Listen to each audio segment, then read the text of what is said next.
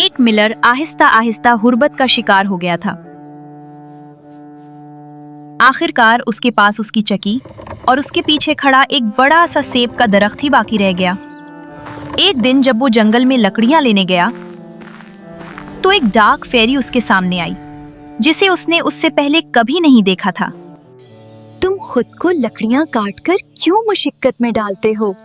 अगर तुम मुझे वो चीज देने का वादा कर दो जो तुम्हारी चक्की के पीछे है, तो मैं तुम्हें अमीर बना दूंगी।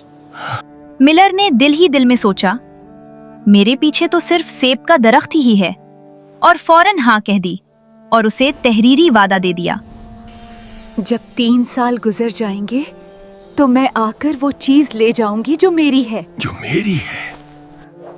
जब मिलर घर पहुंचा तो उसकी बीवी दौड़ती हुई आई और बोली, ये अचानक दौलत कहाँ से आई? हर संदूक माल से भरा हुआ है। जंगल में मुझे एक डार्क फेरी मिली, उसने दौलत देने का वादा किया। बदले में मैंने उसे वो चीज देने का वादा दिया जो चक्की के पीछे है। हम डार्क फेरी को सिर्फ सेब का दरख्त दे देंगे। हाय, वो यकीनी तौर पर कोई शैतानी ताकत है। वो दरख्त की बात नहीं कर रही थी। हाय, बल्कि हमारी बेटी यमुना की बात कर रही थी, जो सहन में झाड़ू दे रही थी। यमुना 21 साल की खूबसूरत और नेक लड़की थी। वो हमेशा खुदा के खौफ में रहती और गुनाहों से दूर जिंदगी गुजारती। एक दिन वो जान गई कि एक डार्क फेरी उसके पास आने वाली है।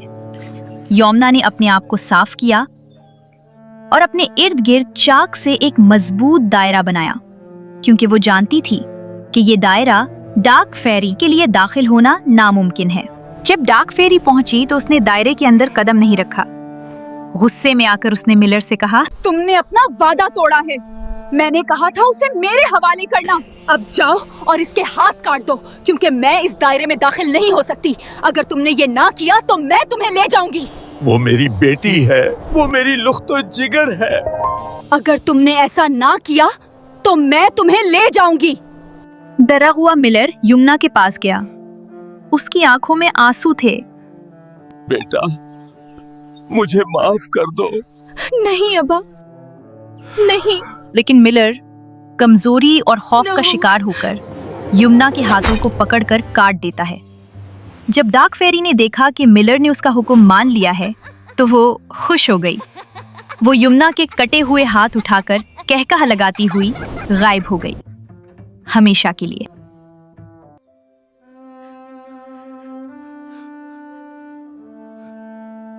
मेरी लालच और खौफ की वजह से ये सब हुआ बेटा। अब्बा, मैं आपको माफ नहीं कर सकती। यमन ने फैसला कर लिया कि वो घर छोड़कर निकल जाएगी। वो सारा दिन चलती रही और रात के वक्त एक शाही बाग तक पहुंची। उसने देखा कि बाग खूबसूरत बहुत है, मगर वो अंदर नहीं जा सकती थी, क्योंकि उसके और बाग के दरमियान एक नहर भरी हुई थी। भूख उसे सता रही थी। वो झाड़ियों में बैठ गई और दुआ करने लगी। इत्तेफाकन एक गुड फेरी अचानक उसके पास आई और नहर पर पानी रोककर यमुना के लिए रास्ता बना दिया। यमुना ने बाग में दाखिल होकर एक दरख्त देखा जो खूबसूरत नाशपातियों से भरा हुआ था। भूख मिटाने के लिए उसने एक नाशपाती मुंह से खाई, लेकिन मजीद नहीं। बादशाह जिसके बाग में ये दरख्त था, अगली सुबह आया और शुमार किया तो एक नाशपाती गायब थी। ये नाशपाती कहाँ गई?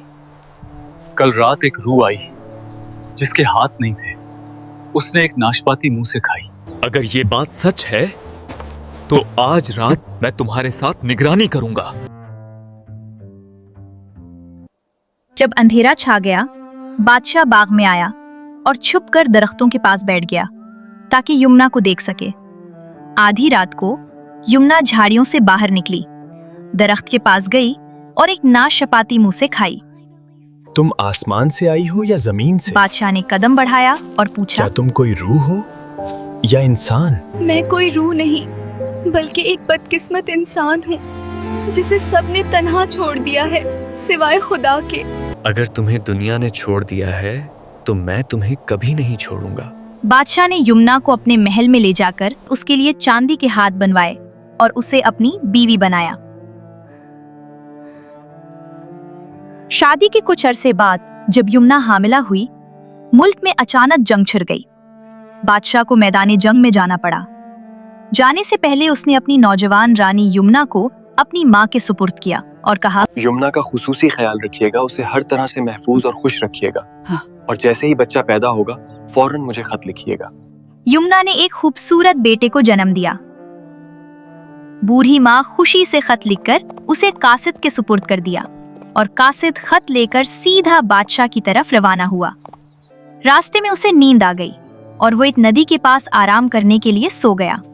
तब आई डार्क फेरी की बहन डेविल फेरी, जो काफी वक्त से यमुना को नुकसान पहुंचाने की कोशिश कर रही थी।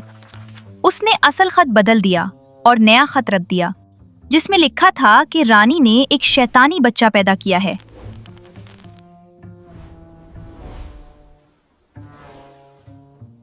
बादशाह ने खत पढ़ा तो हैरान और परेशान हुआ, मगर उसने जवाब में लिखा कि रानी और बच्चे का ख्याल खूब रखना। कासिद दोबारा रवाना हुआ, मगर दोबारा इसी जगह आराम करने के लिए रुका और सो गया। तब डेविल फेरी आई और खत बदलकर एक और खत रख दिया, जिसमें लिखा था कि रानी और बच्चे को कत्ल कर दिया जाए। बूढ़ी माँ खौफजदा हो गई और यकीन न कर सकी। उसने बादशाह को दोबारा जवाब लिखा, मगर हर बार डेविल फेरी ने खत बदल दिया। आखिरी खत में भी लिखा था कि रानी की जबान और आंखें बतौर सबूत महफूज की जाएं। बूढ़ी माँ बहुत रोती रही कि इतने मासूम खून का बहना किस तरह मुमकिन है। उसने रात के अंधेरे में एक हिरन लाया और उसकी जबान और आंखें निकालकर महफूज कर ली।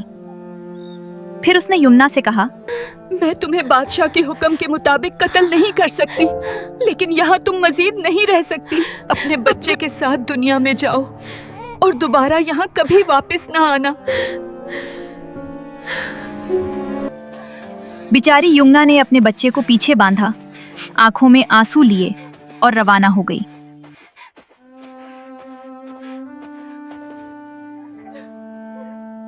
वो एक बड़े जंगली जंगल में पहुंची।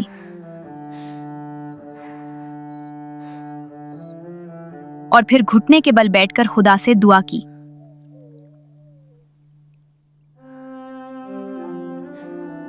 कहानी का अगला हिस्सा जल्द पेश किया जाएगा।